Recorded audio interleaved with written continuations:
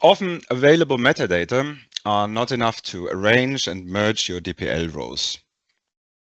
Previously, you could calculate new metadata using regular expressions, but merging DPL rows was only possible when metadata already existed in the source file.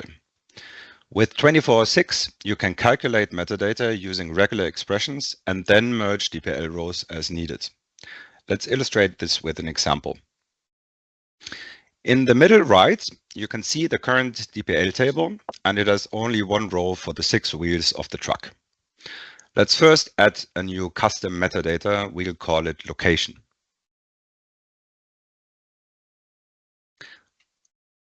Then we add a new regular expression for left and right.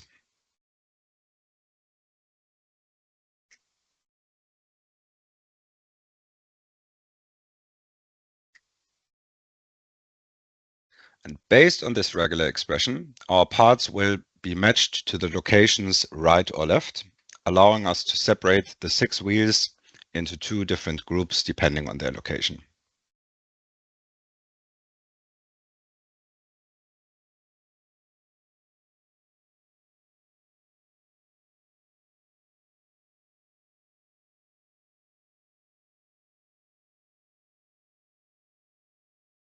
If we now merge DPL rows based on metadata and select part number and location,